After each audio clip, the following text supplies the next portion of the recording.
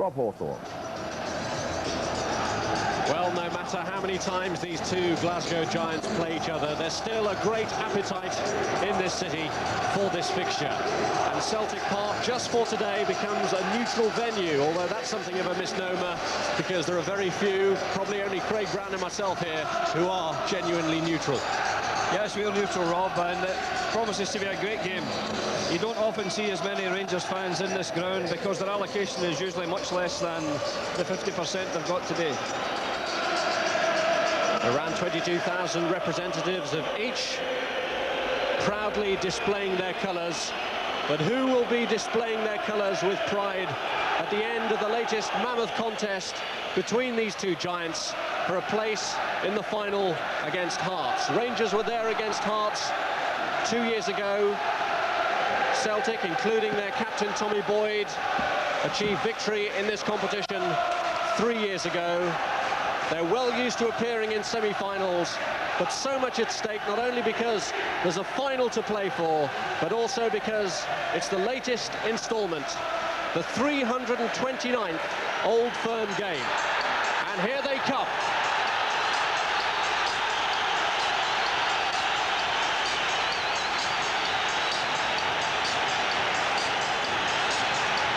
And Rangers had a fitness doubt over goalkeeper Andy Gorham for the game, but he's come through after a virus. Sergio Perini, though, is out, meaning a return for Joachim Björklund. There's no Marco Negri in the starting 11, where Rino Gattuso gets the nod. Negri and Gordon Jury are on the bench, along with Lorenzo Amoruso, the summer signing from Fiorentina, who has yet to play after being dogged by Achilles trouble. Yeah, and looking at the lineup, I would think they may well play a back three with Petric, Richard Goff and Joachim Björklund there. They've got good penetration on the side with Alec Cleland and Albert, so I think Rangers are very, very positive here because although they've got two substitutes there with great scoring capacity, Gordon Jury and, of course, Marco Negri, they can attack well down the flanks with that lineup. For Celtic, there's no Jackie McNamara. He has an ankle injury. Stefan Mai looks set to miss the remainder of the season with a knee ligament problem, and Morten Weghorst is suspended. Paul Lambert, though, is being risked, despite being laid low by flu this week. Enrico Annoni is back, Simon Donnelly is in from the start, and so is Phil O'Donnell. Yeah, I do think that the way that Jackie McNamara has been playing all season, they'll miss him, but it may turn out to be a blessing in disguise because Annoni has marked Brian Laudrup in the past very well. And I suspect there'll be a man-for-man job by Annoni on Laudrup. Lambert, glad he's fit. Want to see him sitting in there in front of the back two from national team purposes. Well, it's the familiar Celtic huddle. The league victory that they achieved over the New Year's period has given them great confidence. The team's, of course, neck and neck in the championship race. And Jim McCluskey, who refereed the quarter-final meeting of these two teams last year, which Celtic won by 2-0, is also in charge today. And it's Rangers who have a better record in the previous 328 Old Firm meetings. 131 victories to Celtic's 113, who'll get the match underway. And we're expecting the front two to be made up of McCoist and Laudrup, and between them they get this game started. So much at stake, and a day when the nerves of all the players, no matter how experienced, will be tested to the full. Here's Laudrup already trying to weave his magic. Turn here, picking out Gattuso, and it's cleared at the back by Reaper. A goal from Mark Reaper has helped to give Celtic victory in the only cup competition of the season stage so far, the Coca-Cola Cup. Celtic with the treble in their sights. Rangers, though, bidding for the double, and Gattuso here looking for Ali McCoist. And Reaper thrusting himself in the way to release Tommy Boyd, whose long service at Celtic is now starting to get rewards, but that was a good challenge from Joachim Björklund, who's had a bit of a crisis of confidence just before his recent spell out of the Rangers first team. Yeah, and they're playing him in the right back, unfamiliar position, Rob. They're playing him right full back, and the Rangers have in fact a back four: Botland, Goff, Petric and Cleland, Alec Cleland on the left side, which is clearly designed to stop the attacking capability of Simon Donnelly. Henrik Larsson doing well to keep it in. And O'Donnell was trying to play it back in towards Donnelly, but it's too far beyond him. These two teams are so familiar that it's difficult to spring surprises on the coaches. Wim Jansen, new this season to the heat of the Old Firm battle, has experienced every possible outcome so far: a win, a draw, and a defeat. Walter Smith, on the other hand, well used to it, and he's already seen something from upstairs that he feels needs to be brought to the attention of Archie Knox. Gattuso looking for Laudrup. There's Enrico Annoni. Yeah, Annoni will always be beside him by the look of things. He's not left him since the start of this match. And the pressure is again there on Joachim Björklund.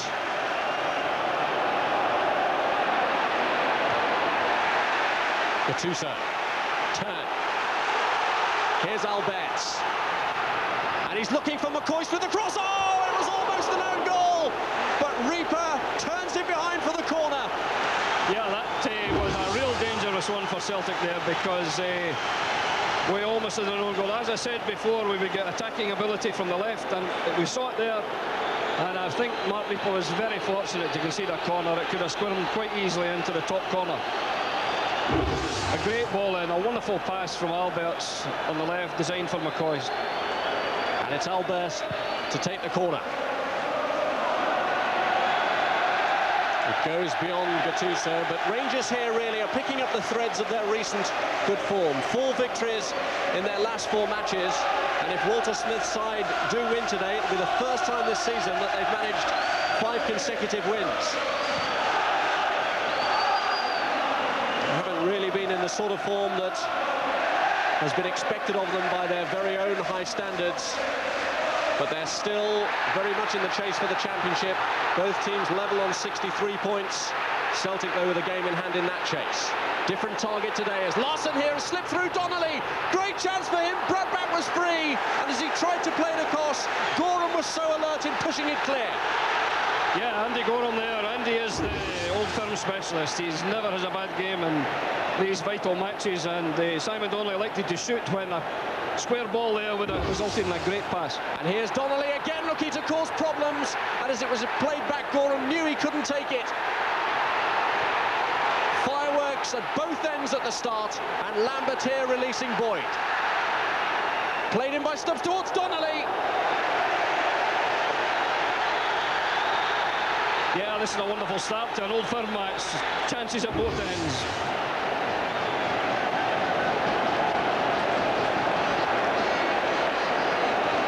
Well, Donnelly really has been turning up in dangerous areas. He was indeed, and that just missed the top of his head there, because had it been a bit lower or Simon Donnelly stayed a little wider, he'd a great chance. Donnelly is Celtic's second top scorer this season with 12. Only Henrik Larsson in the ranks has scored more than him, although he's had a relatively lean spell of late. Boyd gets the return from Lambert. Good play from Burley to find Larsson.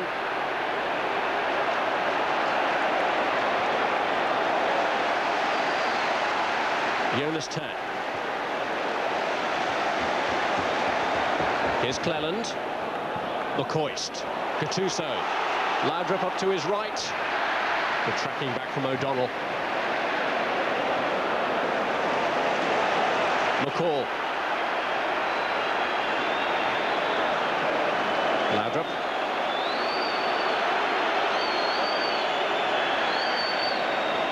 Here's Turn. Goff. There was some very good pressing from Celtic there, forced Richard Goff into a long one. When they lost possession in midfield, they pressed brilliantly to ensure that the ball was left to Richard Goff to play it forward, and it went aimlessly through to Jonathan Gould. Goff leaving that one. He's 36 today, is Richard Goff. He's made something of a happy return to Rangers this season, but he's hoping to crown it with that all-important 10 in a row and possibly the double. But Celtic have been a team reborn this season under Wim Jansen, and as well as their jaded appearance of late, there's been some concern over the speculation over the future of their manager Wim Jansen, while Walter Smith, we all know, is going to leave Rangers at the end of this season. but they're looking to give him quite a swan song. Lambert to Larson. The layoff aimed to Donnelly, and Simon Donnelly has had a very lively start to this game. Yeah, one wonders whether Simon would have started the game had Jackie McNamara been fit, but he's certainly been extremely lively, as you say. And Celtic very dangerous at these corner kicks with the height of Reaper and Stubbs.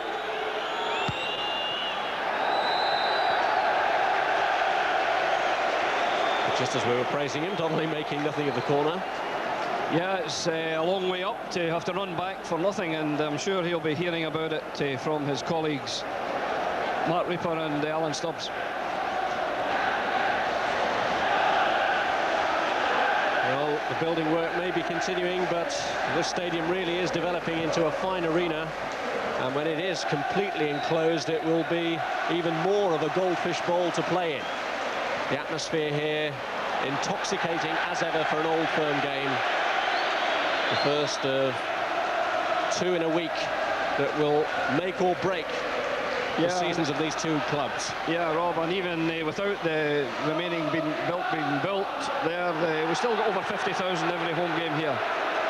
So it's a formidable stadium, as you were saying. Stubbs, this is Burley.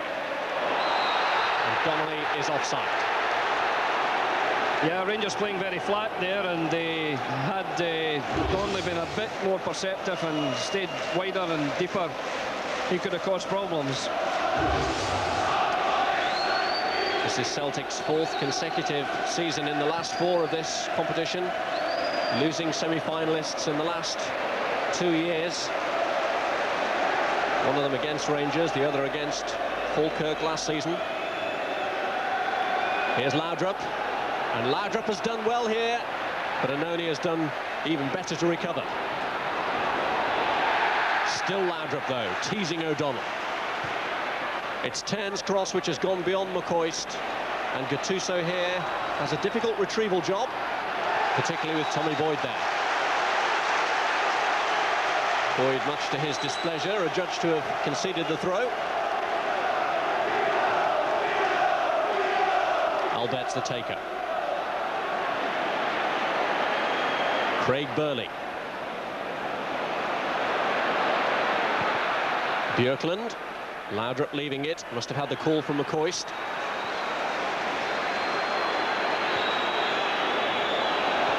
McCall.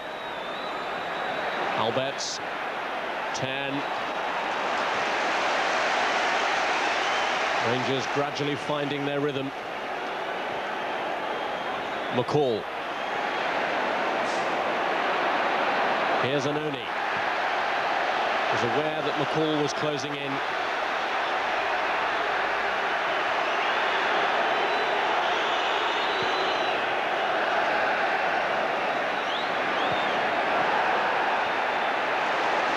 Turn. McCoist and Laudrup ahead of him. McCoist now has pulled out wide. Laudrup going down the inside right channel. He might have to go through on his own. Scored some spectacular goals in Rangers colours already here in his turn. Unfortunate the way that move broke down, though. More instructions from up top.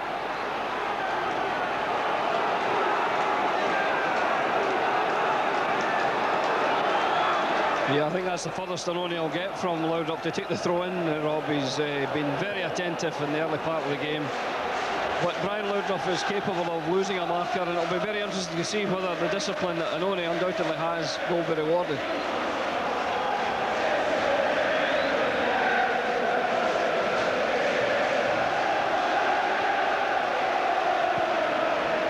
Well, some might argue that this game would have been better as the final, but that really doesn't do credit to the season that Hearts have had, and it's amazing really how the Cup has shaped up in the same way that the league has, with the Old Firm contesting it and Hearts' menacing presence there too.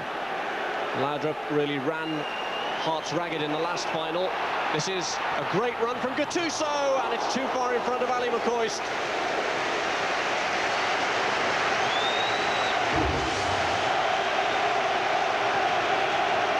Yeah, that was a great first-time ball through to Gattuso, and had he got a little more on that shot, it might have caused trouble to Celtic goalkeeper Jonathan Gould. But it went tamely across the face of the goal, and I don't think any real danger there.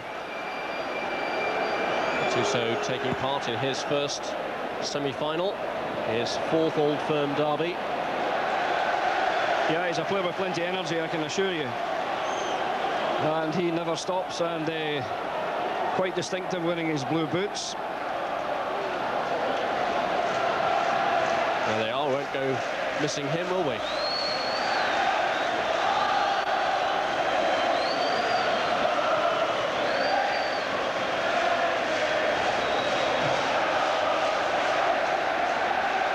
They'll push in the back of Lambert by Gattuso. And I think a compliment early on. We haven't even had to mention the referee. He's one of the best in Scotland and a very experienced guy who can handle this situation without any trouble. Jim McCluskey.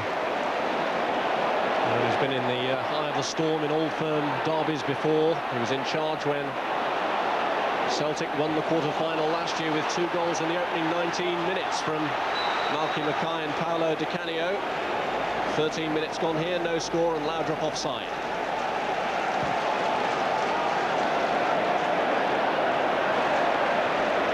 Björklund winning the header.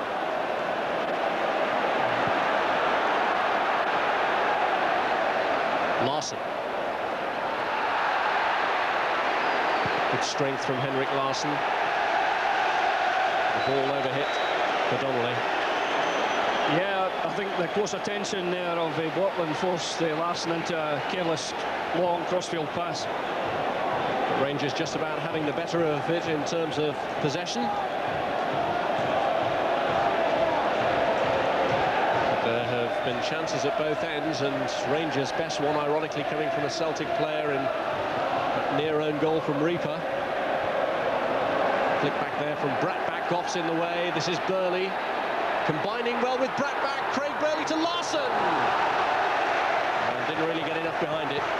No, that was a very tame finish from Henrik Larsson, a surprisingly tame one. Craig Burley does very well. Lays it perfectly for him, you would think, but I think he tried to place it, whereas a firm shot might have made all the difference. But that was an outstanding chance for Celtic, no question about that. He is the club's leading scorer with 17, but he's dried up of late. 2 in his last 14 appearances for Henrik Larsson. Up against his Swedish international colleague in Björklund today. Jonas turned to opposing him. Stubbs. O'Donnell turning away well from turn. Björklund the covering player. Yeah, a great turn from Phil O'Donnell, but Björklund was there.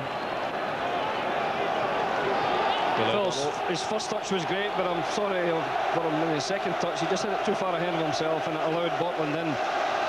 O'Donnell has gone into the box here. They were looking for him with the throw from Anoni, who'll now get a second bite at the cherry thanks to that header away from Jonas Tern. Looking longer towards Larsson this time. Bratback going in, and the shot in the end was from Boyd. Yeah, that long throw certainly caused panic in the Rangers' defence. There's no question of that. There was a good chance there for Bratback. It bounced too high. And the final shot was just squirming past from Tom Boyd's foot. Tom's not a prolific scorer for Celtic or for Scotland, but give him credit, just now he was right up there in the scoring position. Hasn't indeed scored for 3 years. His last one was against Falkirk back in April 1995.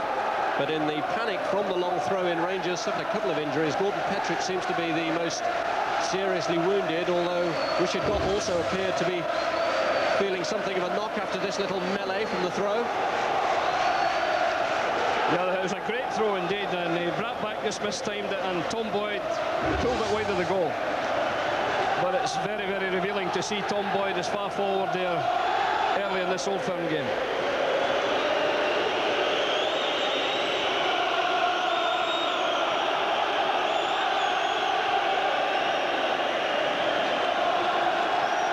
An immense atmosphere as ever for this Old Firm game. Meet again in what many are expecting to be a title decider next week. Who will score the psychological advantage today? Goff fell to O'Donnell, but Larson had already been penalised for tugging back at Richard Goff. Yeah, the referee was right there. Henrik Larsson was pulling him.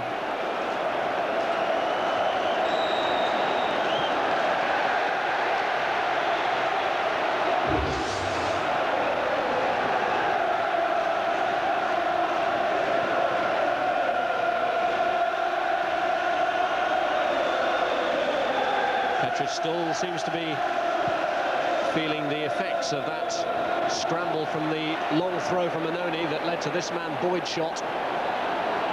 Donnelly has taken a whack to the face now, just holding his jaw. Well, good interception from Gordon Petric, whom we thought a minute or two ago was really struggling, but came alive there to defend exceptionally well. And they'll have to be alive again here because it's Annoni on the break for Celtic. Rescued by Donnelly. Lambert. Boyd. 3 Celtic players in the box. Larson is one of them if he can find a way through. Brilliant save. Great reactions from Gorham. Magnificent save from Andy Gorham. As I said earlier, Andy's the old firm specialist, and that was a point-blank shot, and Andy was right in line for it, and great reflexes there. He managed to put his left hand onto it and concede a corner, but a wonderful save. Good goal-scoring attempt also by Henrik Larsson. And Larsson is up there to meet the corner. That one doesn't trouble Gorham as seriously as the previous one did, but how grateful they are now that Gorham shook off that virus. Yeah, here's a great save from Andy Gorham. One of the many he's had against Celtic. I know that when Tommy Burns was manager of Celtic, he said that Gorham broke his heart. Gorham won so many games for Rangers by wonderful goalkeeping. And he looks as though he started in that vein again in this match. This match being his 25th Old Firm derby.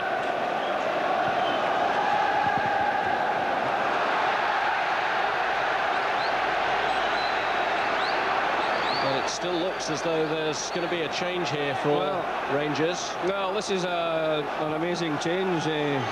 Lorenzo Amoruso hasn't played, to my recollection, all season for Rangers. A big money buy from Italy, and he couldn't be coming on in a more important match. But here is Laudrup trying to work the opening for Gattuso.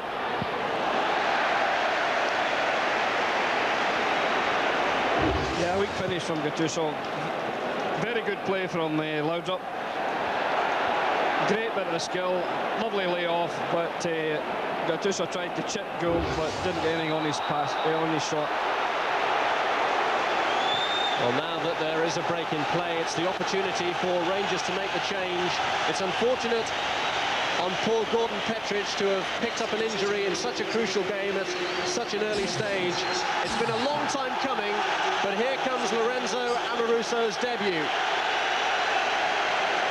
Achilles problem pre-season means that after his signing from Fiorentina, his debut has been delayed until now. But what an occasion for Walter Smith to introduce this man. A Scottish Cup semi-final, an Old Firm game. Welcome to Scottish football. Yeah, and that's brought Walter down from the stand. 10.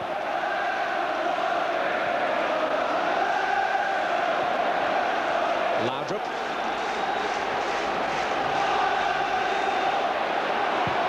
And he's got it beyond Annoni. Richard Goff is in the attack.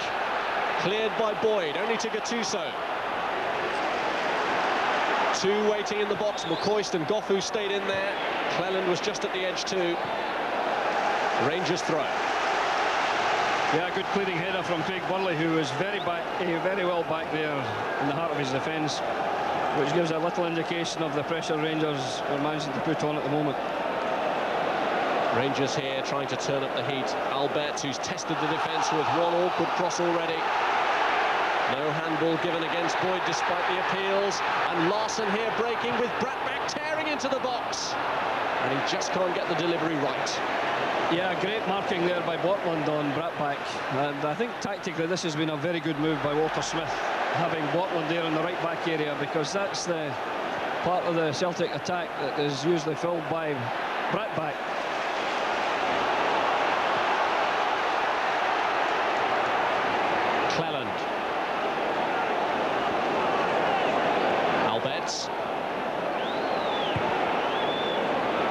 beyond McCoy's, but 10 is making a late run onto it. It's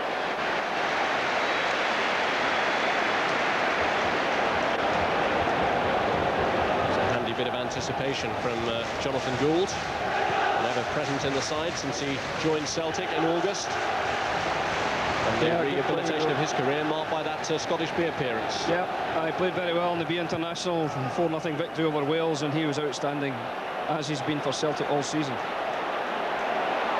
Larsson, good link-up play here by Celtic. Now Burley looking to finish. Burley, who scored in the 2-0 win here in January. Yeah, he wasn't going to score with that one though. It's uncharacteristically weak there from Craig Burley. Usually can strike it very well from that distance. Just a bit over anxious, I think, snatching at it. Wim Jansen will be looking for ways to try and calm his players down, although, as he's admitted, once the game starts, the coach is pretty much redundant because it's difficult to get your instructions across in this noisy atmosphere, as this game always produces. Donnelly has left Cleland trailing in his wake. He's found Henrik Larsson. Oh! Burley there was looking to place it. At least he got this one on target. Yeah, that was a brilliant save. I wouldn't underestimate the quality of that save, Rob.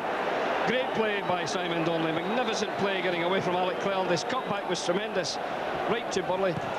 Via Larsson there, and Burley tried to place it, but it was a wonderful save from Andy Gorham.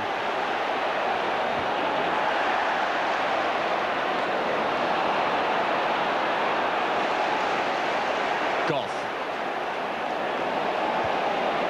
Rangers at the moment needing all the steadying that they can get at the back.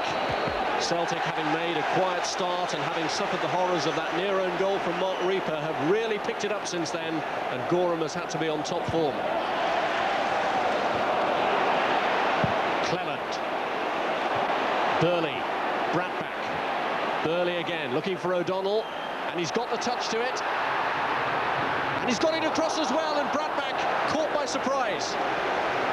Yeah, it came very quickly to Bradback. Great play by Phil O'Donnell. Phil has started brightly, his first team game for a long while.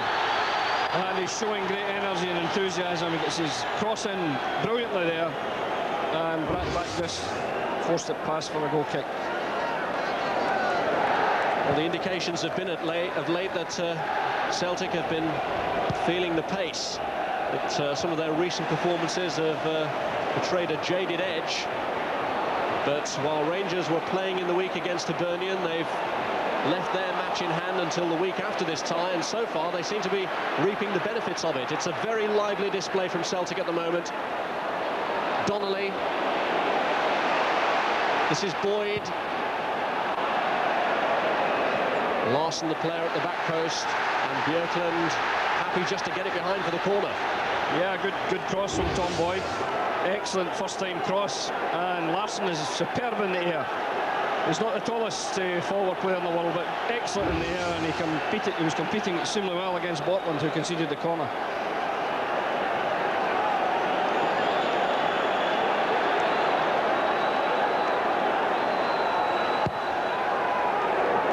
It's gone beyond Stubbs, left to Amoruso.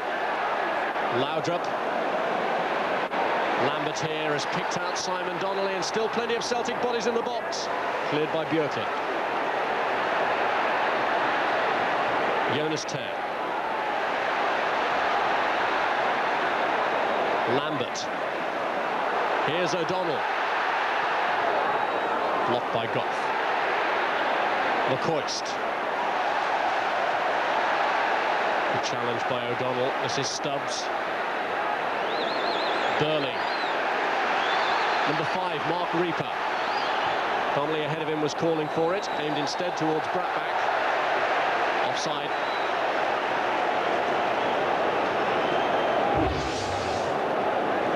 Yeah, Bradback was offside there. He was trying to peel off the last defender, but undoubtedly he was offside.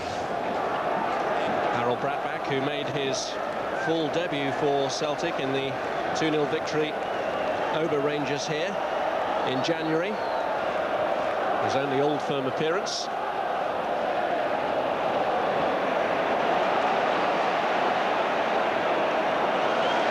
Stubbs taking the safe option.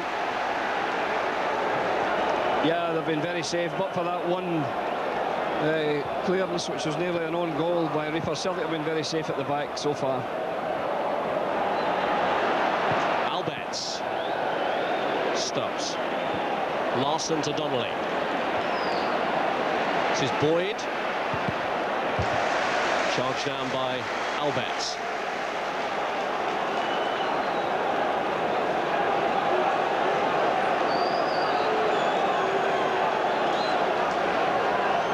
Tommy Boyd, experienced, playing in his 7th semi-final.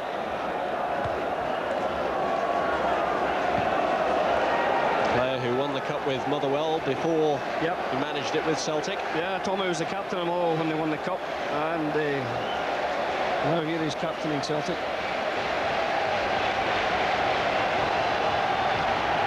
Amoruso. Here's Albets. Ali McCoist.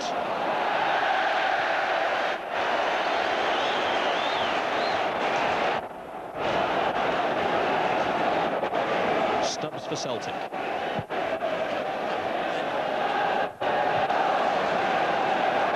Amoruso appeals for hands. The referee seemed to be looking right at him. Nothing given.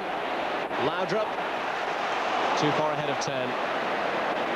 And Stubbs is there. Yeah, Stubbs is playing with a bit of depth all the time for Celtic. I think they're a bit wary of Laudrup's pace if he gets past his marking man Anoni, which he hasn't managed to do so far, but they always have depth at the back. In contrast, Rangers are playing a flat 4.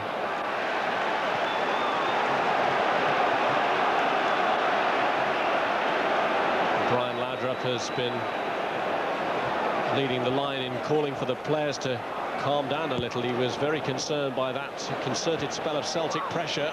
This is a bit more encouraging for them though. Gattuso. Well, wherever Laudrup goes, Anoni is sure to follow. Yeah, so far Anoni has had the upper hand. Brian Laudrup hasn't shown anything of his usual wonderful skill, but you can never write him off.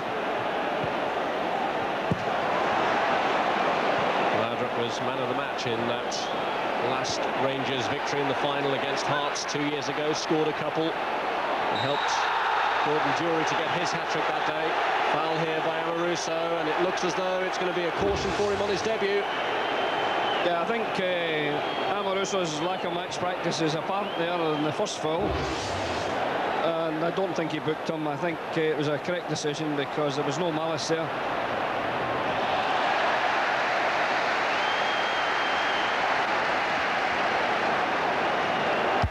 The one thing about Amoruso is he's very good in the air at both ends, so if Rangers manage to get up with the corner kick or free kick provision, he'll be there with a great threat. And I would expect to see him defending exceptionally well here also if the ball comes in the air. As it will now from Donnelly. Albets. Boyd, the last man back for Celtic.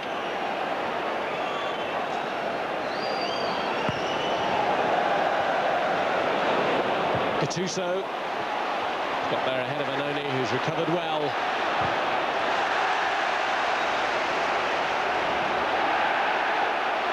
O'Donnell shrugging off 10. Break on here for Burley. Amoruso in the way. Tried to play the clever ball through to Donnelly. Lambert under pressure.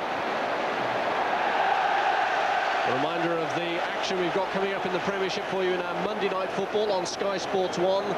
Blackburn against Manchester United, and United with Arsenal breathing down their necks will be desperate for victory at Ewood Park there. Monday at 7 o'clock, that's on Sky Sports 1.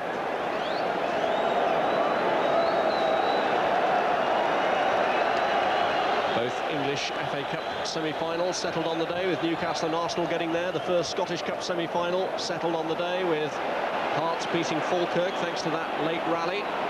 Is this one to be settled on the day? Only 90 minutes in this first game in Scotland, remember. There'll be no extra time.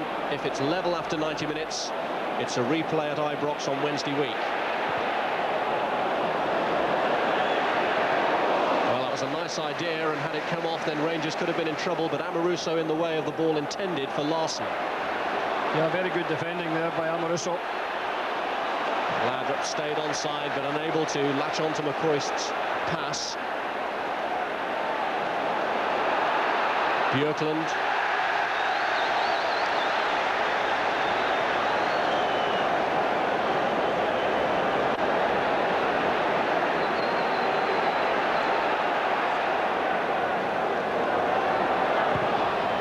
Crosses from O'Donnell. Yet again, it's Donnelly in there causing problems. Great touch from him.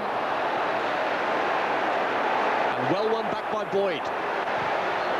The crosses from Larsson. O'Donnell coming in at the back stick. And played back in by Boyd. And Rangers really looking vulnerable and nervous at the moment. Goff's header goes in the wrong direction. And it's Amoruso in the end, the new man, who has to sort it out. Yeah, this is great play from Celtic. They're creating chance after chance. And but for Gorham's two excellent saves so far this half and some near misses, they would be ahead. This is a very good header across the face of the goal from Phil O'Donnell, but unfortunately no one there just to snap in the fairly simple chance. Burley. Cleared by Goff.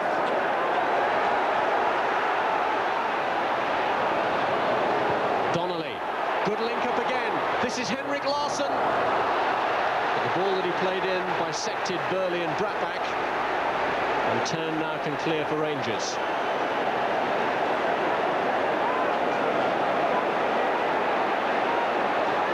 McCall. Good pressure from O'Donnell.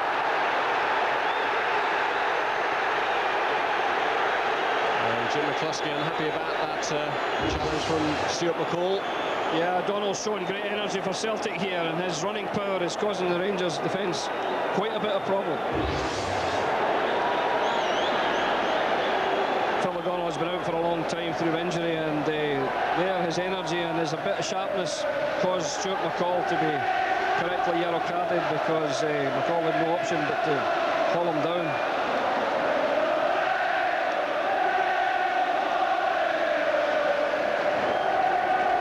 Free kick. Reaper was going up for the header. It's Cleland who's cleared.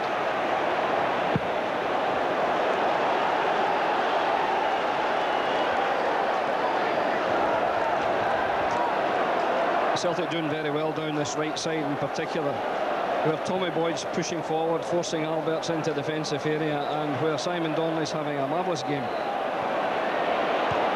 Anoni. And Laudrup is offside.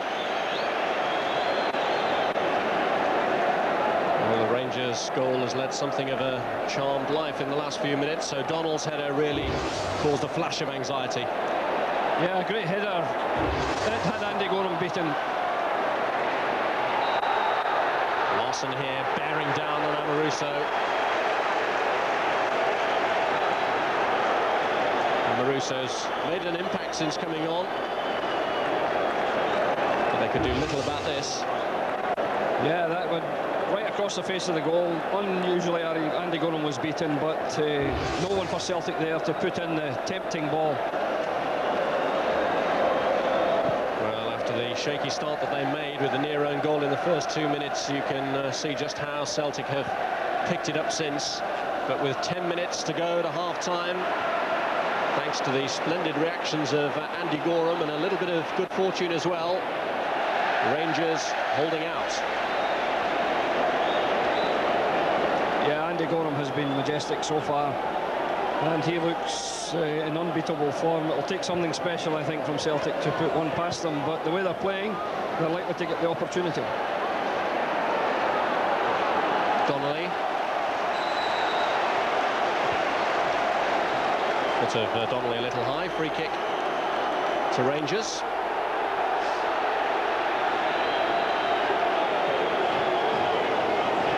In fact, the throw-in's been given to Rangers.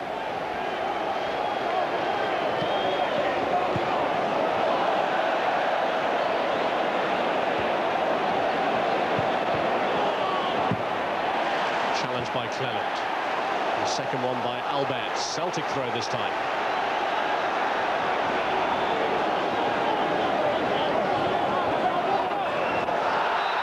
Rangers really have been penned back inside their own half by this determined, purposeful Celtic display.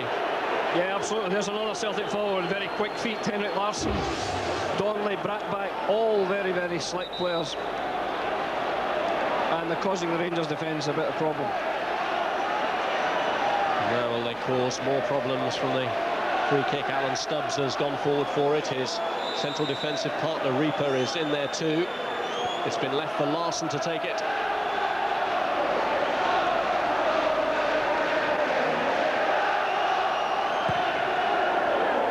Beyond O'Donnell towards Stubbs, and some pushing by Stubbs.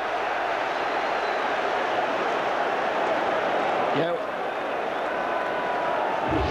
It was a good ball here, right to the back. Stubbs was peeling off, but he had to indulge a little bit of pushing, and that got him the free kick. We had Amoruso and Goff there jumping against them, which is a compliment to Alan Stubbs, because these are the two top men in defence with regard to aerial prowess for Rangers. So. Well, Amoruso has seen plenty of action in his opening 20 minutes or so in Scottish football. Big occasion for him to come into, a chance that he could hardly have been expecting so early when Petric went off injured, and perhaps that's helped in a way in that he didn't have time to get nervous.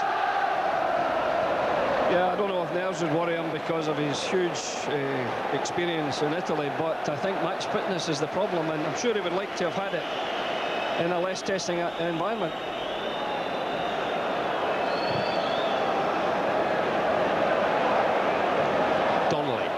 McCall. Alberts. Anoni. Challenged by McCall. A good layoff. It's O'Donnell to Larsson. And it's Amoruso again who blocks the route to goal. Lambert. Donnelly. Boyd. Phil O'Donnell's header. Gorham well placed. Yeah, O'Donnell's been doing very well, and he too hasn't had a lot of first team action, and if he can maintain this pace throughout the match, he'll do a great job for Celtic, because he's been outstanding in the first half. Good header, not enough power on it, but just prior to that he was going through and chose the wrong option, in my opinion. He played it to this man, Henrik Larsson, playing a ball into the path of Craig Burley, would have given Burley a clear shot at goal.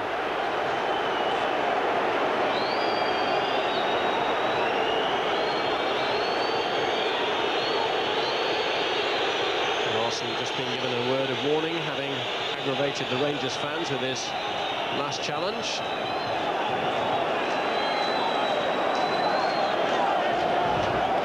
Still just the one booking in the match so far. That was for Stuart McCall. And there are 4 players in the Rangers ranks on 1 yellow card, and for whom the second today would rule them out of the next cup match, which would either be a replay or the final. McCall, though, isn't one of them. Cleland, Petric, Gattuso, and on the bench Gordon Dury are those 4 players.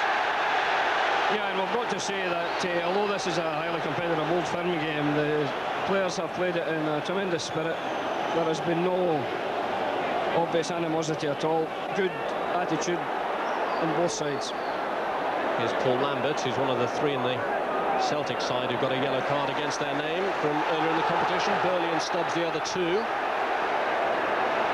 Reaper's foot was a little high then, but play allowed to continue. Boyd, Donnelly. Boyd again.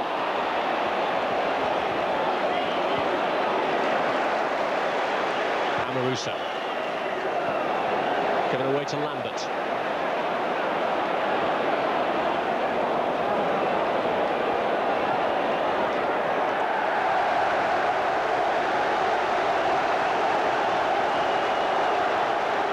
Proving something of a tower of strength at the moment. Yeah, he is. He's certainly an impressive looking player, there's no question of that. Used all his experience there against a sprightly forward, Henrik Larsson.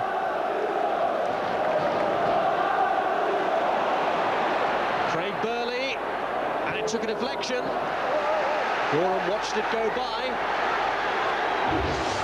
Yeah, Burnley was lining up there with his left foot and it managed to come off the heel, I think, of Richard Goff. Corner kick for Celtic. Well, he had options there, Burley. Bratback was moving ahead of him, but he decided to test Gorham. And O'Donnell rose for the corner, couldn't quite get there. Laudrup, McCoist. You see a feature of the game because Laudrup, McCoist having to play far back, very deep for Rangers. So the game is congested very much in the Celtic half. It's Alberts this time looking to make inroads though. Turn has made the run into the box. Cleared towards Lambert, and McCoist there was ready to pounce. Celtic there couldn't afford to mess around with McCoist buzzing busily. Goff here with Larson breathing down his neck, forced to concede the throw-in. Yeah, this is where the game's been played, and as I said earlier, they are both McCoist and Laudrup have been dropping deeper and deeper, and we're finding they're picking up the ball midway in their own half, which is really not good enough for Rangers. They must get upfield if they're going to have any chance of making a threat to the Jonathan Gould goal. And Jonathan has had a fairly easy first 40 minutes or so. Well, you can see that just from that, McCoist and Laudrup haven't been making the impression in the sort of area where you would expect them to. Yeah, I think in fairness though, that's because the service hasn't been coming, and Celtic have dominated the midfield, where Burley and Phil O'Donnell have been outstanding. Annoni. Too long for Donnelly. And I think Wim Jansen will be pleased with what he's seen so far, although when you have as many chances in an Old Firm game and you don't take one, you worry, particularly with McCoist and Laudrup liable to go up there and take a half chance and convert it into a vital goal. But he must be pleased with the first half performance of Celtic. Rangers have an awesome record in semi-finals. They've won their last 14 Scottish Cup semi-finals. And despite all the pressure they've been under, Laudrup here, you'd never bet against creating something. Reaper's clearance to McCall. This is McCoist, who's always likely to pop up with a goal, particularly the form he's been in lately. Tried to get Alberts in that time, though. Yeah, great saving header from Paul Lambert, because Lamberts was in there.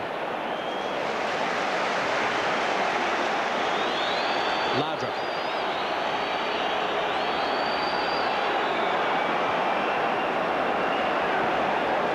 McCall.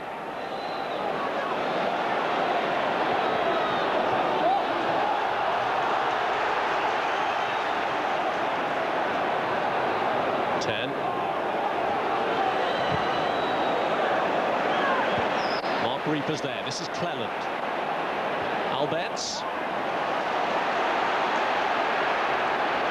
Donnelly ferries it clear. No options there for Burnley, and he couldn't get there anyway. McCall.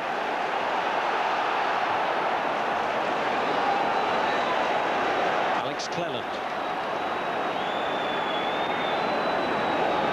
Alberts, McCoist. Good intervention from Alan Stubbs.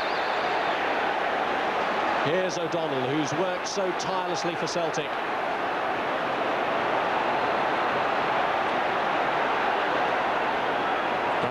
Two players in the box. Got Boyd just to his right, and he finds him. Donnelly wide of him. Donnelly now having come inside. Here's Craig Burley. Here's O'Donnell. Phil O'Donnell blocked only to Larson. Blocked again.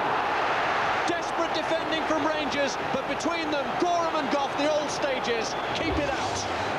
Yeah, Phil O'Donnell with his right foot, not his favoured foot. A good shot, and Gorham knocked it down, and Simon Donnelly was just inches away from scoring there. But wonderful intervention by Goff. Great saving tackle for Rangers.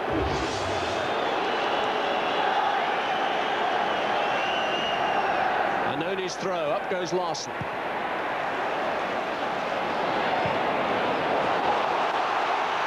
Good layoff from McCoist. This is Laudrup. McCoist has made his move. Reaper has gone with him. Yeah, Reaper read it very well. He's been majestic for Celtic. But you saw the danger there, a quick break from Laudrup and a ball into McCoist, and Rangers could get an opening goal here.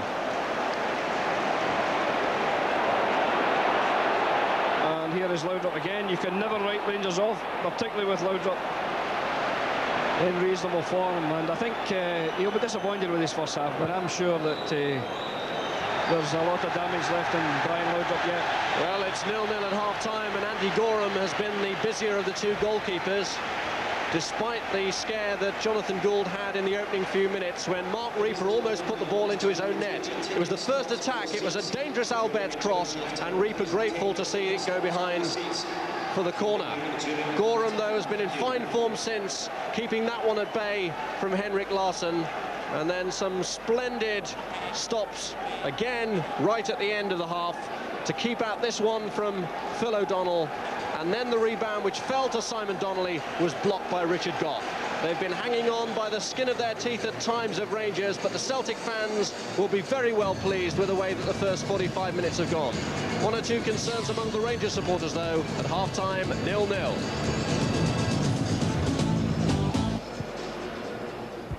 Good to say about a Rangers performance, really. No, I think they'd be relieved to go in at half-time, you know, all square. The statistics there say it all. 11 attempts on the goal. Andy Gorham's been in great form. Celtic should be ahead at this point, so Rangers will be counting themselves lucky, I think. Well, the fact that they're not ahead, does that give you cause for optimism? Yeah, these games are often like that. Celtic, over the years, I would say, have dominated all firm games, yet have not got the results on occasion. And at the moment, I'd say Rangers will be quite happy. You always got a chance when you've got Laudrup in the team, and McCoist is in such good goal-scoring form that he can get anything, you know, half a chance, and it's Rangers can take the lead. Charlie, Celtic have looked like the team most likely to, but they almost did at the wrong end. Well, they did. Our huge Sunday of live sport continues tonight. We switch over to Super League at 7 o'clock for our second game of the new season as Wigan take on Castleford. That's live Super League coming up tonight from 7 right here on Sky Sports 1. Right now, it's Rangers versus Celtic in the second semi-final of the Tennent's Scottish Cup. Your commentators, the Scotland coach, Craig Brown, and first, here's Rob Hawthorne. Well, Walter Smith's departure at the end of the season means that it's looked upon as possibly the final fling for the existing Rangers team. There is expected to be something of an exodus in the summer, an exodus that has maybe already started with the departure of Paul Gascoigne to Middlesbrough. And there is, of course, considerable speculation about the future of Andy Gorham, the goalkeeper who's been linked with Italian clubs and in recent days with Sunderland, but they're so grateful to have him between the sticks this afternoon, and he's played a full part in keeping the sheet clean for Rangers so far. But can the Rangers defence, which has at times led a charmed life in the first half, continue to hold out? Or will it be the old story of the team that's been under so much pressure, getting the lucky break that decides the contest? Yeah, I saw Amoruso out just ahead of the rest of his teammates, Rob, looking for a warm-up before the Rangers team came out, and he seems to be up for this second half. He began to show great assurance towards the end of the first half. And it's Celtic who get the second half underway. Simon Donnelly, who had a great chance blocked by Richard Goff towards the close of that first 45 minutes. Gattuso here slipping it through to Alberts. Tracking back from O'Donnell. Ian Burley having to get through. A lot of work in that midfield for Celtic. Paul Lambert playing alongside them. It was a calculated risk after the flu bug from which he's been suffering in the last few days. O'Donnell's throw. This is Larsson.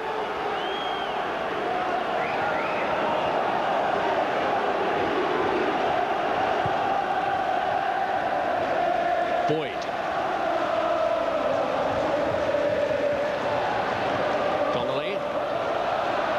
Gattuso coming back to help out Cleland, concedes the first corner of the second half. But Donnelly was injured in the process. Yeah, I think he got one on the shin there from Gattuso, but a great ball from Larsson across field to Tommy Boyd, who played it into Larsson, and Larsson's taken a knock.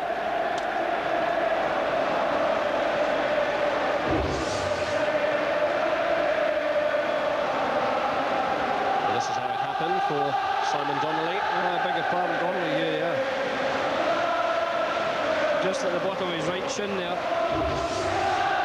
And Brian Scott's on dealing with him. Simon Donnelly possibly wouldn't have played in this game had Jackie McNamara been fit, but while he is being treated, the fans again are picking up the atmosphere. So much noise in the stadium here to bring down the goalposts, you would think. Well, that's the end thing these days, isn't it? Well, there's plenty of vibrating around Celtic Park as the crowd make themselves heard, and Donnelly fit again, ready to take the corner. Well, Stubbs made the header. Rangers were appealing that the corner had actually gone behind before coming back in, and while they were looking at the assistant referee, Stubbs came in. Yeah, make no mistake about it, that was a great chance there, because Alan Stubbs got in front of his marker, Amoruso, got a powerful header in, and all it required was the slightest of touches, and that was in the back of the Rangers net. Good corner, great header, and let off again for Rangers. Well, had Bratback attacked that a little more convincingly, then Celtic could have been in the lead by now. Didn't seem to be too far away from him. Stubbs' header. Amoruso. Here's Anoni getting in the way of Laudrup. McCall. Clipped by Anoni, free kick. Yeah, Anoni was high there.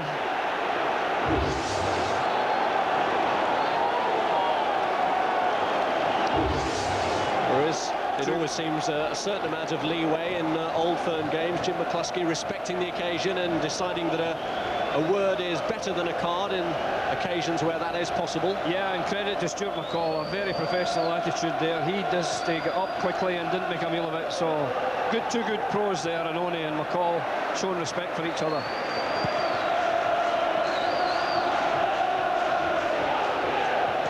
Amoruso. McCall again in combat, this time with Burley. O'Donnell. It's Tern who's tussling away with him. Laudrup. Jonas Tern. Gattuso's touch straight to Anoni. This is O'Donnell. Lambert. Boyd. Donnelly. Lambert again. Donnelly's made a quick recovery from that knock, quite clearly there with some slick footwork just now. Lambert here has released Bratback. He's looking for players in the middle. Burley's made a great run in there. But it's been good covering by Amoruso that held him up.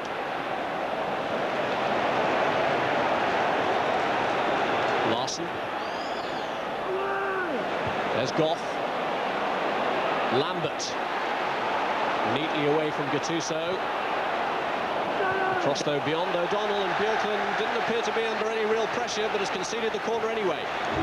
Yeah, no pressure there at all, but I think he required some communication either from one of his defenders, Andy Gorham, because he was taking no chances. We saw that in the first half also. I think he's had a wee bit of a rough time recently, Björklund, and he's playing the game very, very safely, quite sensibly so. Big occasion for him to come back in. Larson was going for that one. It was McCall who got himself in the way. Reapers helped it back in there. And O'Donnell was waiting for it to land. Amoruso could take no chances. Laudrup's the furthest Rangers player forward. Alberts and McCoist are trying to get forward in support while Boyd forces him wide. Yeah, good holding up play by Tom Boyd to allow Paul Lambert to get in with a tackle. That's the first time during the match that Laudrup's got away from his marker, Anoni, but it took two Celtic players to crowd him out on that occasion. Cleared by Burley, and Rangers at last making progress inside the Celtic half.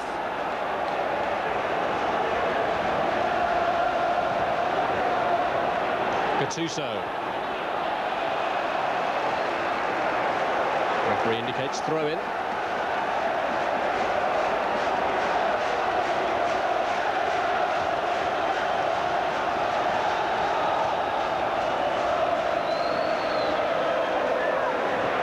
Boyd. Larson. O'Donnell.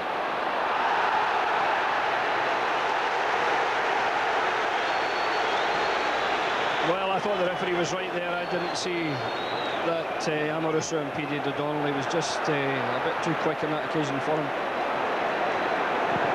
Stubbs.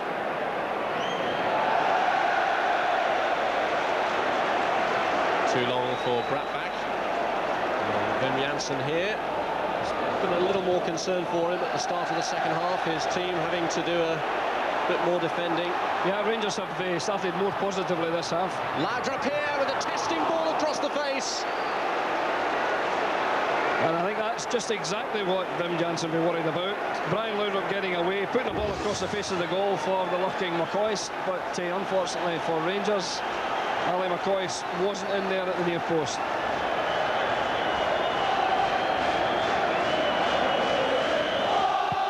See, that's twice in this half Brian Laudrup's got away from Annoni, so there's warning signs there for Celtic.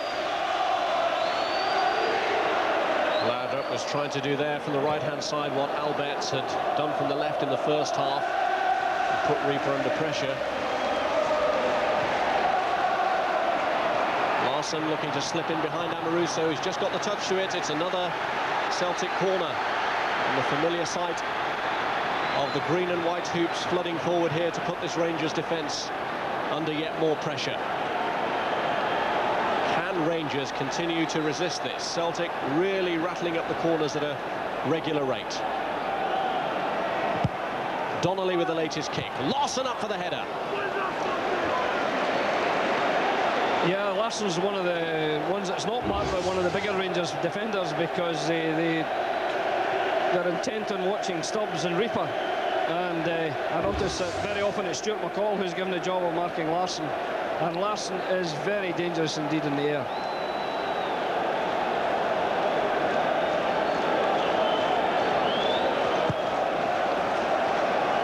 Well, it's the 8th time that these two old rivals have met in the semi-finals of this competition.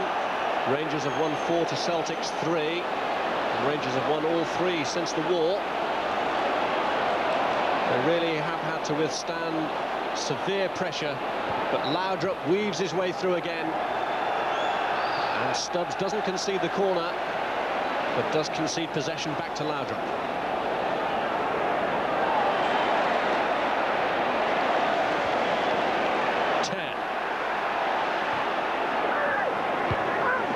Cleared by Boyd. This is Donnelly. Phil O'Donnell.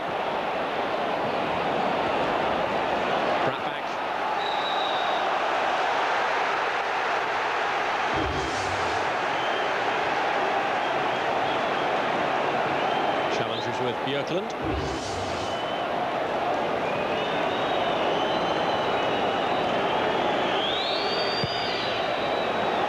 Gorham's clearance flicked on by Gattuso. Burley. Amoruso up there again with Henrik Larsson.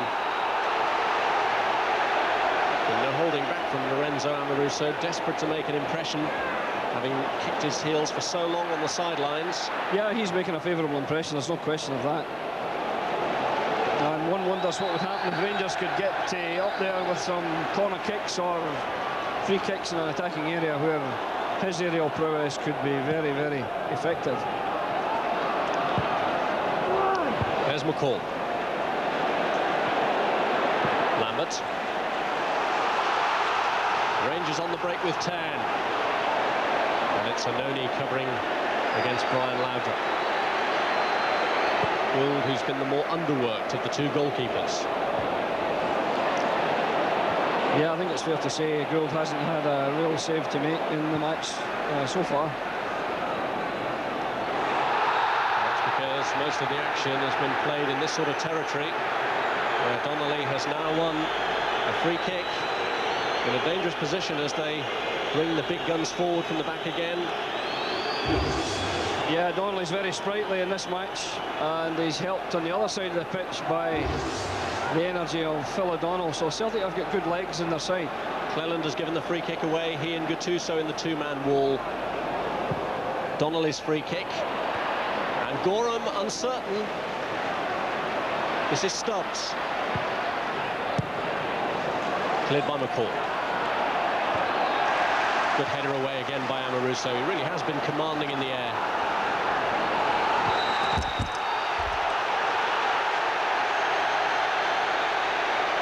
Celtic throw given.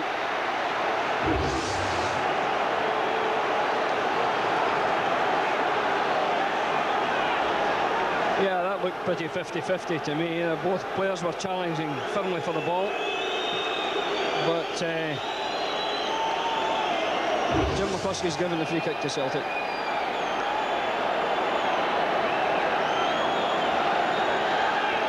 It's Stubbs taking this one. Cleland.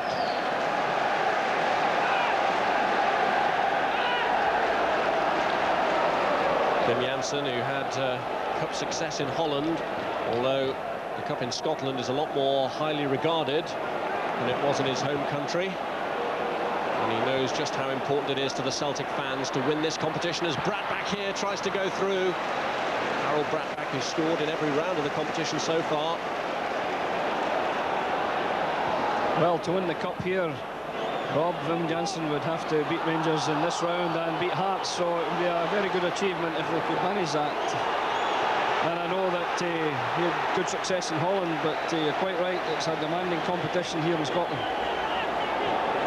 And of course, the venue for the final depends upon who qualifies from this particular semi-final, with Hampden Park still being refurbished. I think, well, Celtic will be hoping that the venue would be Ibrox, because that would have to be the case. I think if they were to win, if Rangers win, obviously they'll be coming back here.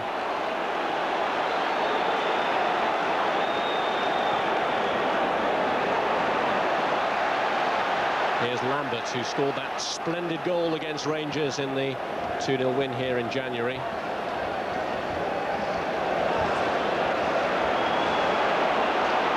A lot of ground has been made up here by Simon Donnelly. O'Donnell's cross. Cleland throwing himself in front of Harold Bradback. Yeah, a very good play again by Celtic, but a great header, defending header there by Alec Cleland. This is a good ball to Phil O'Donnell, whose long cross was just touched over his head there by Alec Cleland and touched the safety, because it could have been a great chance for Celtic had he not been in position. Well, very, very ambitious from Anoni. Lambert was a chance in his luck with the initial effort that was so well charged down by McCall, but from that sort of distance, did Anoni really have a prayer? I had no chance from there against Gorham. In fact, you know, I doubt against any goalkeeper from that distance, leaning back as he was. But he's defended very well, and that's his main job, you would agree. I think he just wanted to give the workmen in the stand something to do. Here's Cleland. Goff.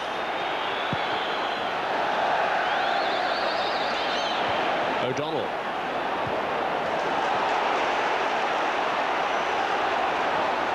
Now Jonas Ted. McCall.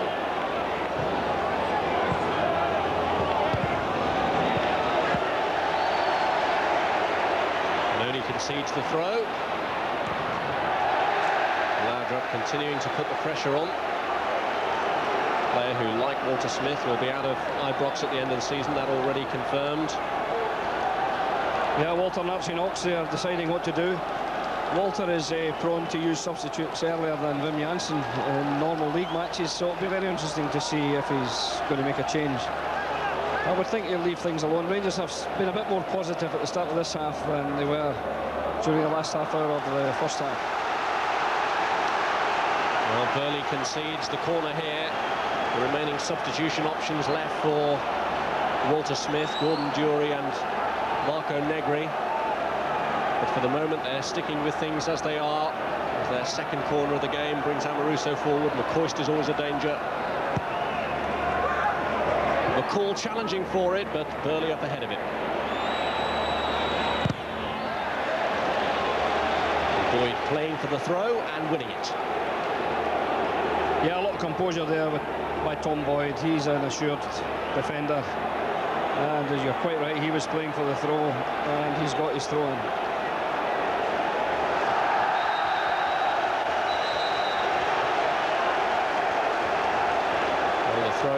to be retaken.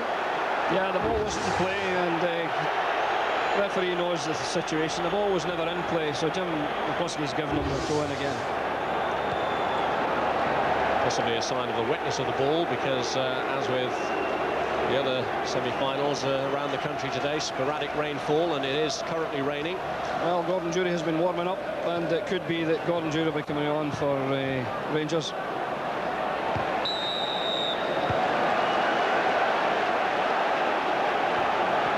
Who will be the player to come off? Well, Jury is getting ready, yeah. So that's why Walter came down, and they've made the decision to, obviously, I would imagine, replace one of the front two, and I would think it might be Ali McCoist who would have to come off to allow Jury on. Cross from Boyd, Goff is behind it.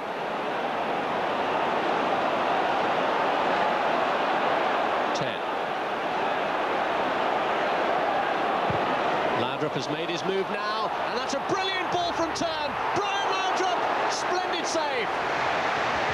Yeah, great save, a wonderful save. I thought Brian Laudrup was going to chip Jonathan Gould there, but I don't think he realised how far out Gould was. He was there in perfect position to narrow the angle. This was a great chance for Rangers, a wonderful save by Jonathan Gould. All credit to the goalkeeper, who's been a spectator for much of the contest. Yeah, but he's done that all season for Celtic. Superb goalkeeping. Richard Goff is up for the corner. Donnelly. Pressure on that Celtic backline relieved just for the moment. Cleland putting them back under pressure as he looks for McCoist. McCoist playing for the free kick and getting it. The challenge by Reaper. Yeah, a hefty challenge by Mark Reaper, and you know, just thinking ahead to the World Cup, one wonders what would happen to Mark Reaper in a World Cup game with that kind of challenge, in view of the fact that the referees have been instructed a tackle from behind is a red card. But on this occasion he's got off with a warning, and a free kick in a dangerous position for Rangers, but it was a hefty challenge from behind. And I'm quite sure when he's playing for Denmark and France, Mark Reaper won't risk anything like that. Well, this would have been a situation tailor-made perhaps for Paul Gascoigne had he still been in Rangers colours, but... Yeah, but they've got Alberts with a thunderous shot. McCoist maybe just in an advisory capacity. Yeah, well, he'll be talking, that's for sure. I'm surprised that Brian Laudrup's out of it, that he's not in any part in the free kick situation, so... Alberts hits it, and back off the wall it comes. Yeah, full march to the Celtic wall. They defended it well.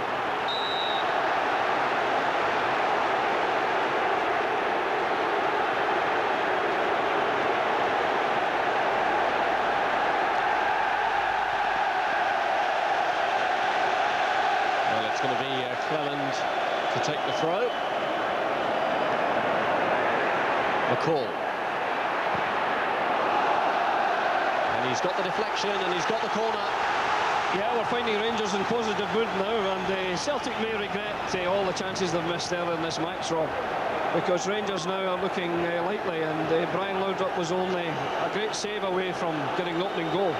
It's the best spell of sustained pressure that Rangers have had in this game. Alberts. Amoruso is up for the corner. Yeah, he got up very well. Cleared in the end by Alan Stubbs. Cleland, last man back for Rangers, closed down by Bratback, but he's picked out Jonas Turn. McCoist up on his own, and Reaper's header back. Gould didn't carry it behind. That's the judgment of the referee and his assistant.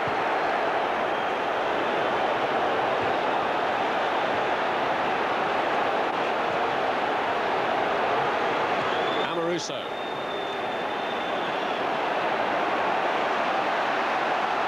McCoist. Laudrup. And Ali McCoist. They were appealing then that he'd controlled it with his hand, but the referees again seemed unimpressed by those appeals. Laudrup. Alberts is suddenly free. Good save again by Gould. Full stretch. Yeah, suddenly now he is being called into action. Yes, indeed he is, and two great saves. You know, and a wee notion that might just have been gone past, but certainly Gould took no chances with it, and it was a fine save. don't honestly think that Albert's got as much on it as he has done in the past and can do, but still, nevertheless, it was a very fine save by Gould. On a greasy surface, you're never quite sure, and both goalkeepers so far, yeah, they've been first class, absolutely.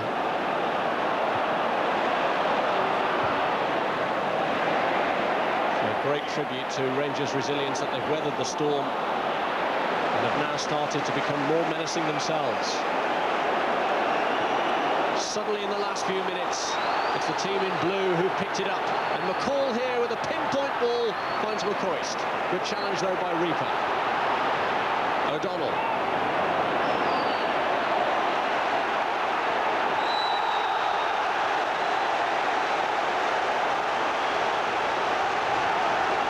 Yeah, Rangers have picked this game up now, and they're showing much more aggression, much more confidence in their play. And the energy from midfield is now coming from the Rangers team. 10.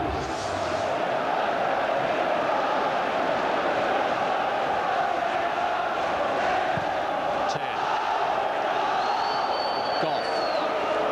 Gattuso. Stubbs has gone down injured. Play continues around him though. McCoist leaping. Laudrup. Goff has stayed in the attack. Gattuso and McCoist also in the 18-yard box.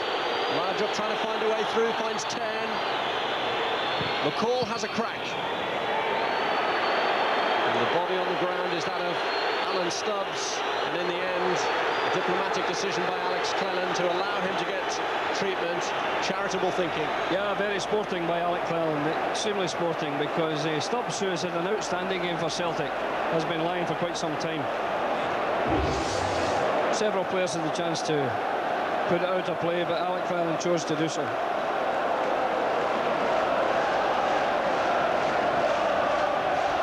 Yeah, you can see the head clash there. But I think it was the way Alan Stubbs landed that's caused them the problem, because Brian Scott's looking at his left leg. Well, while Stubbs gets treatment, a chance for us to remind you of the football action coming up in Monday Night Football on Sky Sports 1. It comes from Ewood Park, should be a cracker of a clash. Blackburn against Manchester United. That's Monday at 7 o'clock on Sky Sports 1. Concern then for Alan Stubbs. Rangers particularly aware of the dangers of clashes of heads after what happened to Gordon during the match at Kilmarnock, although it does appear to have been the impact of the fall that's left its mark. Murdo McLeod and Wim Janssen there giving instructions to Phil O'Donnell. Jonas Term was attending closely, so presumably he heard as well what was said. Walter Smith has again left his upstairs post. Yeah, and I noticed that Gordon Jury has put his tracksuit top on, but he's still warming up and is ready to come on if Walter decides so. Well, Stubbs is back on his feet. Any injuries at the moment have the managers wincing with the crucial run-in to come. Gordon Petric having gone off, of course, for Rangers in the first half, but Celtic have a midweek game against Kilmarnock, and then these two go head-to-head again next Sunday, a match that once again you can see live here on Sky Sports. And Noni turned back by Björklund.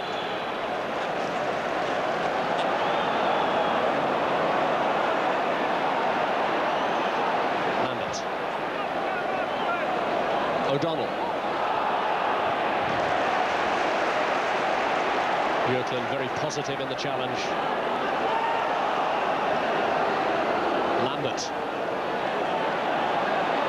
Being forced back by Turn.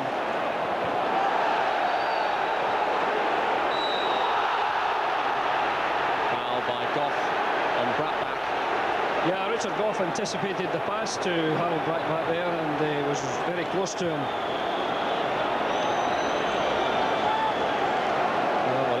Walter Smith and Archie Knox did say at half-time has done the trick, because... Absolutely, yeah. The Rangers are the better team in this half. They're far more sprightly, and but for two excellent saves, one in particular from Jonathan Gould, I think Rangers could have got into a lead. Darren Jackson warms up for Celtic. The ball is cleared here to Laudrup, and he's taken it past Boyd. Gattuso darts forward from the midfield. Albert just drifts out to the left. Gould could only watch. He knew that he would have been unable to do much about that. Yeah, a good supporting run from Alberts there, because Laudrup waited on support. It was a 1-against-3 situation, and then a great overlapping run from Alberts. And his shot was well hit, but just across the face of the goal. No one up to support, quickly enough to finish it off. Well, the change now is being made by Celtic. Off goes Harold Bratback, and on comes Darren Jackson, a scoring substitute in the third round against Greenock Morton, appearing in his 5th semi-final, 2 with Dundee United, 2 with Hibs. Yeah, Jackson will certainly give some enthusiasm and some energy to the Celtic front, and I think Alan Stubbs is having to retire early through injury. Yes, a rapid second substitution by Celtic to Stubbs after that clash with Goff. It was an awkward fall from him, and on in his place comes David Hanna, who some thought might start this game anyway, in the absence of Stefan Mai. Yeah, David Hanna will be quite comfortable going into that right-back position. And Anoni has moved to Brian Laudrup, who's playing almost exclusively through the middle for Rangers now. That looked to have been a change that Walter made at half-time. Asked Brian Laudrup to go into a more central area and stay there.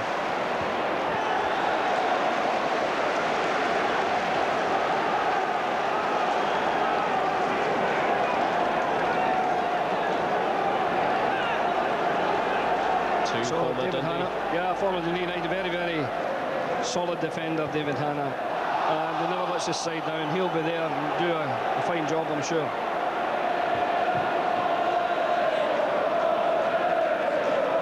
Donnelly.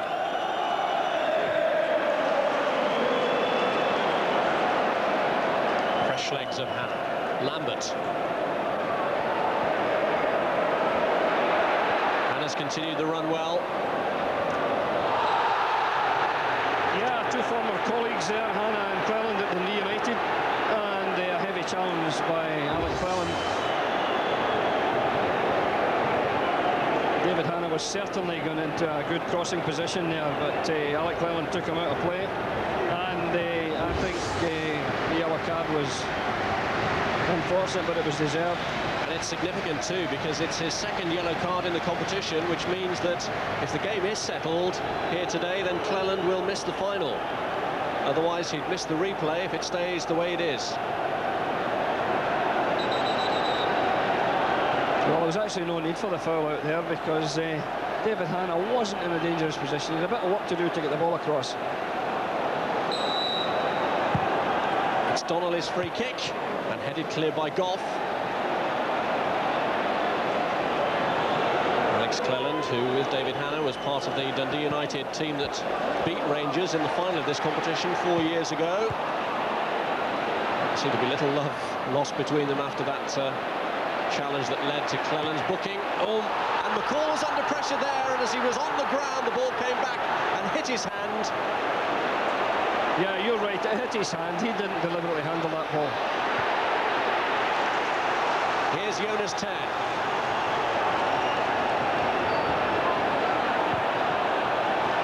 This time it's Alberts on the chase. He's tested Celtic already once with a driven shot. This one's McCoist's! Well, it is. McCoist has scored. 1-0 to Rangers, and it's the old stager who's done it again for Walter Smith. How often has this man been the scourge of Celtic? Ali McCoist scores his 27th goal in an Old Firm derby. It's just the breakthrough that Rangers needed, and after all the pressure that they've been under in this game, he may well have carried them to the cup final.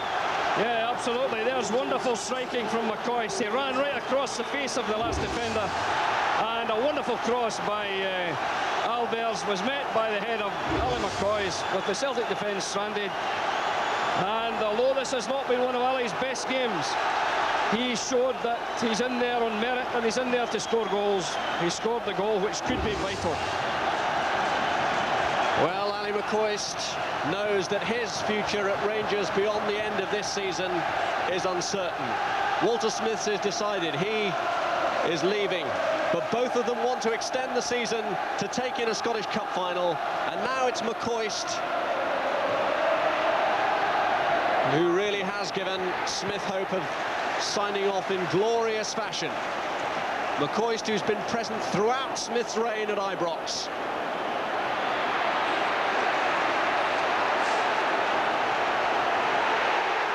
Gattuso, Alberts. Alberts has gone for it! And he really wasn't very far away. Yeah, great play again from Alberts. Alberts has been an inspirational player in this half. And that was absolutely first class. Laudrup made a nice overlap to distract the defenders to allow him in for the shot, and he shot it just curling past the post. Very good play by Alberts.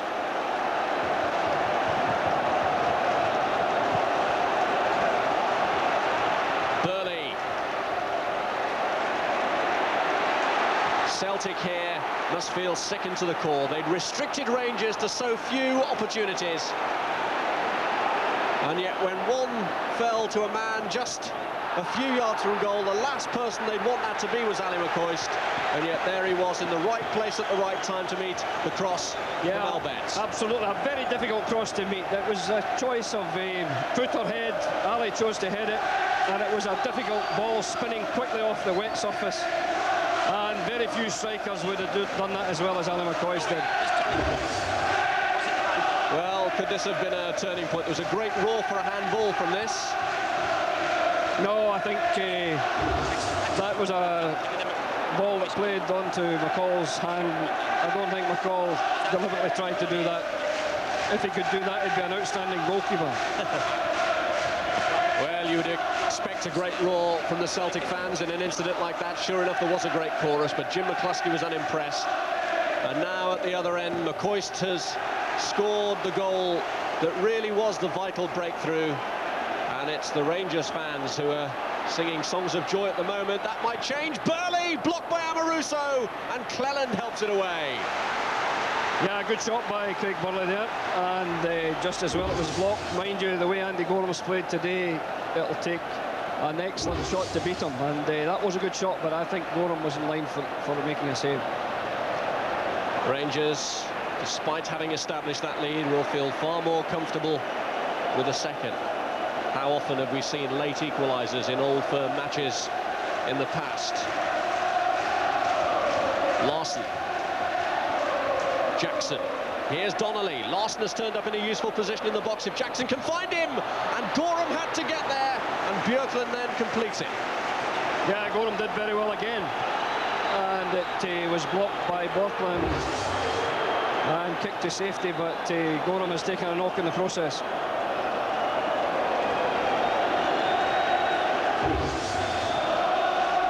It was brave goalkeeping from Andy Gorham. He's paying the price for it now.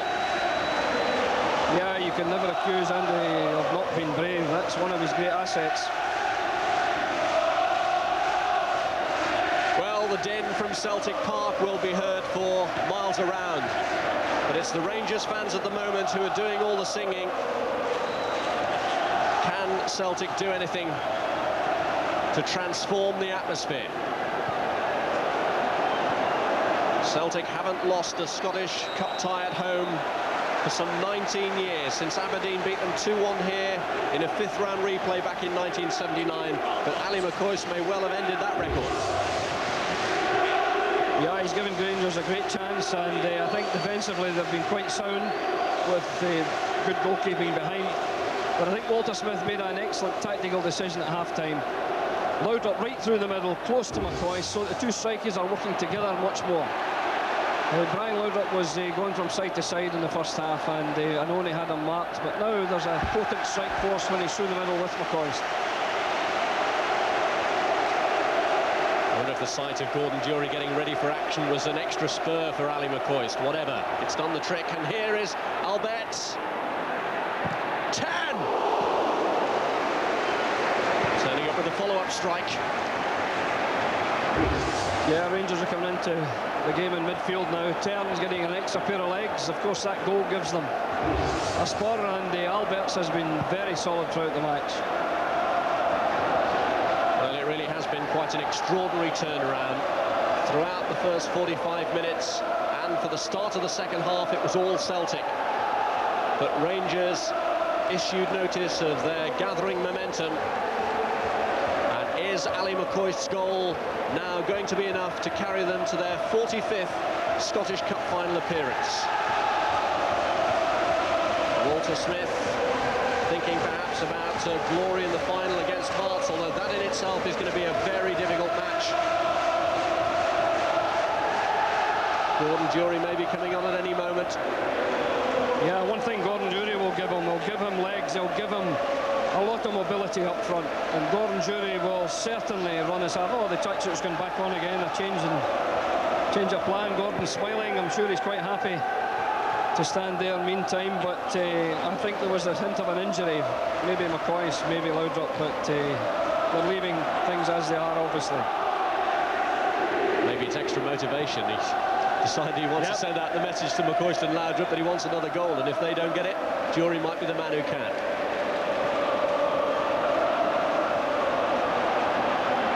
Yeah, McCoist is a pal of Durie's, and he jokes with him and rather sarcastically says to him, "You're a prolific scorer, aren't you?" And he calls him prolific, which is a bit scathing at times, but you know, it's meant in good humour, and the two of them are very good friends. So prolific will have to stand on the touchlines, I think, while Ali finishes this match. Well, prolific he may be, but Gordon Durie has still to score in an Old Firm game, while McCoist has done so regularly. Yeah, that's McCoist's point. Same in international football, he maintains. But I think the manager will make some changes to kill time towards the end. That would be normal practice.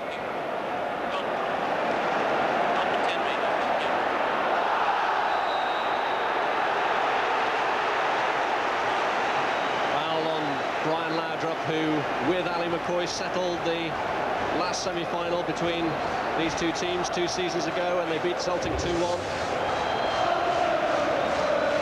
Yeah, that was a hefty tackle there from Craig Burley. Again, I worry a wee bit about that one. Whether or not it was from behind is questionable, but I'm told we'll need to be very careful in the World Cup. Here's Albert's about to take this free kick, and even from that distance, he's quite liable to have a pot, but it's a huge distance out. We'll see. Tuso being told either to get back to his feet or to leave the field of play, which is the option he's being urged to take.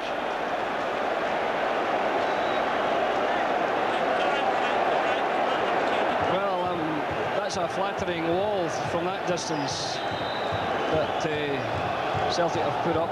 It's Amaruso! What a shot! Great shot. And from here it looked to be swerving also, so terrific shot from Amaruso. Well, that could very well have been a tale of the unexpected. They were expecting Alberts to have a crack. Yeah, absolutely.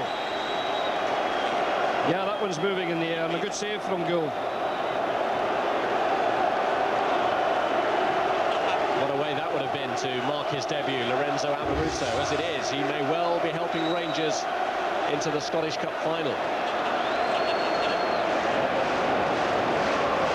5 minutes left for Celtic to find an equaliser. Thinks back to late goals in the past. Alan Stubbs' 90th minute equaliser against Rangers here, and the 1-1 draw in November. No Stubbs on the field though at the moment. He's gone off injured.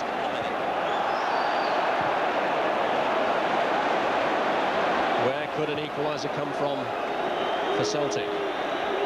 Yeah, I would say don't rule them out, but on second half play, Rangers look to be comfortable, Rob, but you can never discount Celtic, especially in a cup tie here at Celtic Park. Well, they haven't been beaten in their previous 14, and the odds seemed even more stacked in Celtic's favour when Wim Janssen's side made such an excellent start to this game. But now it's all gone horribly wrong. And it's the old enemy himself, Ali McCoist.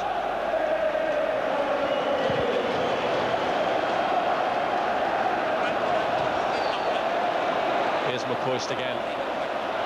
But how often has this man been written off? There was speculation earlier in the season that he was going to be released, but he was kept on because of injuries to other players. And he keeps enjoying these renaissance periods. Yeah, his positional sense at the goal was exceptional.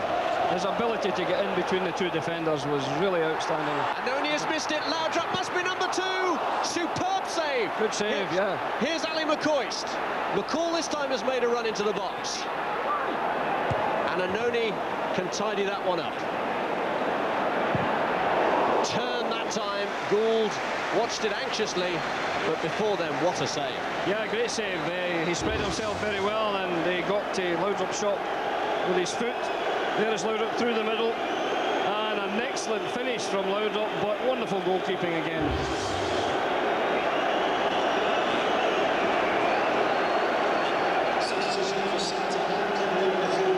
Well, David Hanna has only just come on, but he's going off now to be replaced by Reggie Blinker in a real positive move. Yeah, that's unprecedented. You don't often see that, the substitute being substituted, but that indicates a positive attitude from Wim Jansen.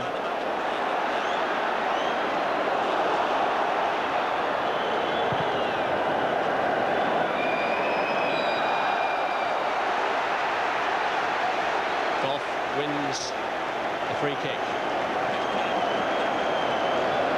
Well, Reggie Blinker now on the field, hasn't been involved for Celtic since the 3rd round of this competition against Greenock Morton.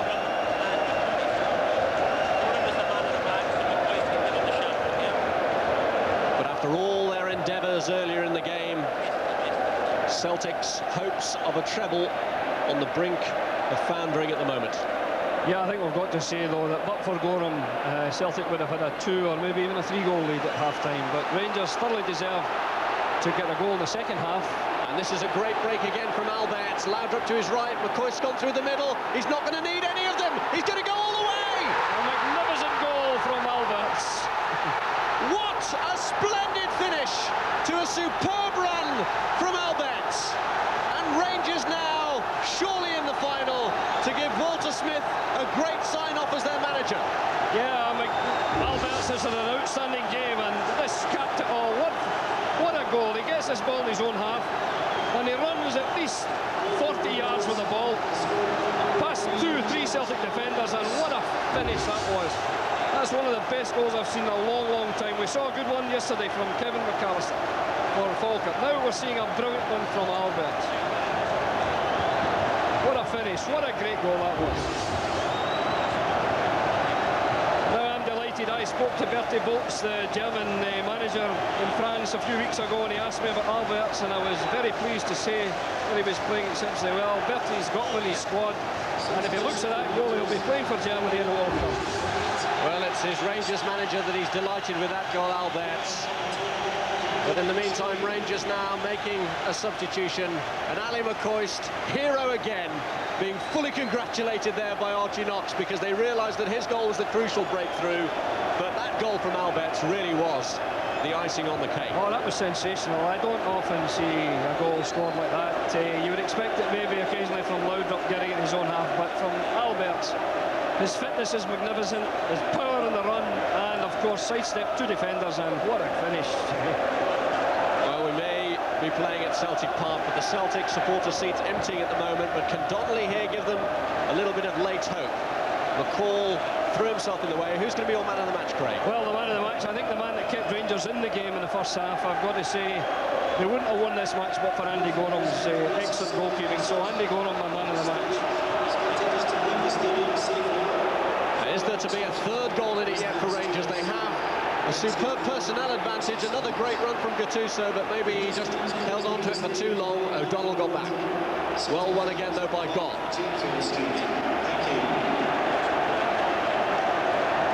Gordon Dury. Yeah, Gordon Dury's too long in the tooth, holding the head there to cross that one. Gordon Dury's just taking it into the corner, killing the game in the corner, and that's why he was sent on by Walter and Archie. Good work again from Laudrup. Alberts. Jackson. McCall. Brian Laudrup. And here's Gordon Dury. Could it be 3? Reaper in the way, but Stuart McCall had turned up in a very dangerous position. Yeah, great through ball in that inside right position for Gordon Dury. And Gordon could have shot, but he tried the cut back, which Mark Reaper managed to intercept. And George Albert will be in no hurry to take this corner. They've kept it in the corner, which you would expect. Laudrup, and this is McCall. Yeah, McCall snatched at it. An animated Walter there, and I'm sure thoroughly delighted with his second half performance and 2 fine goals. Referee Jim McCluskey has taken one look at the watch already. Celtic's heads have been bowed since that second goal from Alberts that really has killed them off. Here's Jonas Turn. Alberts, good challenge by Boyd. This is Larson. Now Simon Donnelly. 3 players to his left. Burley! And Celtic at least have the consolation of a goal, and there's no surprise that they want to get on with it. Yeah, the ball's picked out, and that was a good goal by Craig Burley. Excellent play by Donnelly. Very good supporting midfield play by Burley. And again, he placed the shot. This time it got out. He passed the outside fingertips of Andy Gorham. And in the first half he had a similar chance which Gorham saved, but this time Craig Burley, all credit to him. Good play here by Donnelly. Lovely layoff inside, and good supporting play by Craig Burley, and a fine goal. So that's put a better complexion on things for Celtic, and I think in view of the first half performance they didn't believe deserved to lose this game by 2 goals. Well, perhaps it puts a fairer reflection on the scoreline, although the way they performed consistently in the first half, Celtic will, I'm sure, end this game feeling that they didn't deserve to lose at all. No, they'll certainly regret the misses they had in the first half, but credit to my man of the match, Gorham, for keeping a clean sheet in the first half. Laudrup takes the corner short and gets it back from Dury. Here's O'Donnell.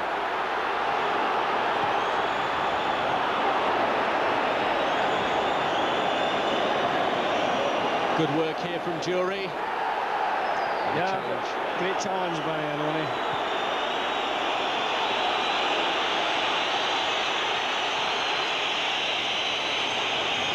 This man has done very well. This has been a revelation, I think, and what a find at a critical time in the season to have Amoruso coming on and playing so well. Now, is there to be late drama in this game? Donnelly there looking to make headway, was challenged by that man Amoruso. A late flashpoint in the game. Yeah, Amoruso very late, and that was a clumsy one. I'm praising the guy, and nearly is getting himself booked, but he certainly has played very well since he came on. Well, it is a booking for Amoruso, and is there yet, in the 5th minute of stoppage time, still to be a twist in the tail of this game? There have been some extraordinary contests over the years. If Celtic were to come from 2 down, this would surely top many of them. Donnelly it is who gets this cross in, but as ever, it's the safe hands of Andy Gorham, which has been pretty much the story of the game. His reactions were magnificent in the first half. He's played a full part in this performance. The referee's taken another look at the watch, and Walter Smith's final Scottish Cup campaign will at least climax with the final.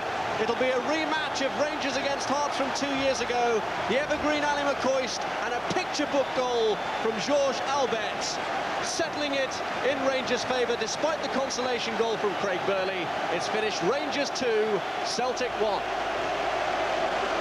Well, that was well worth the trip. And don't go away, there's still a great choice of live sport tonight across our 3 sports channels. Here next, it's live Super League as we're going to take on Castleford. Over on Sky Sports 2 now, it's live NFL, the Barcelona Dragons versus the Scottish Claymores. And over on Sky Sports 3, it's live cricket, the 4th one-day international between the West Indies and England. A great choice of live sport tonight on our 3 sports channels. I think you call that, Trevor Stephen, a match of 2 halves, do you? Absolutely, absolutely. I thoroughly enjoyed that game.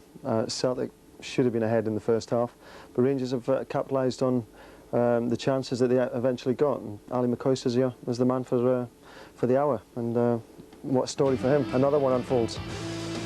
Do you think, Charlie, that they paid the price there? Did you think at half-time they might pay the price? I did. I mean, I said that it's the same old movie. I mean, Reaper's just let him go, and only He does the clever thing, Coisty, gets in the middle of two defenders who are dreaming.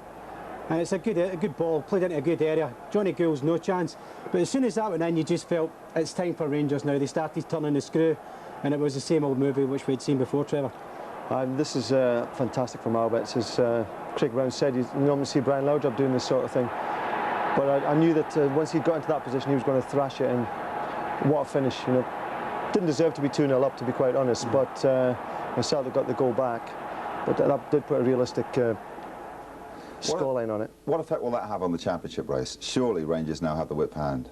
Well, of late they've just started to gain the form that they haven't shown at all through the season, and Celtic are now starting to look tired, and it's worrying for them. Wim Jansen will not be a happy man tonight, and Walt Smith will be the reverse. He'll be really looking forward to next week. He's got to do some talking, Wim Jansen, hasn't he? Well, I've watched Celtic closely for the last 5 weeks, Martin. They have been tiring after an hour quite dramatically. And I think we've seen that again tonight. You know, we've looked at Rangers, who just are patient in the Old Firm games, and when they get the opportunity, they take them. Celtic haven't taken them in the first half. Credit to Andy Gorham, but Rangers make it count when it comes to the big games.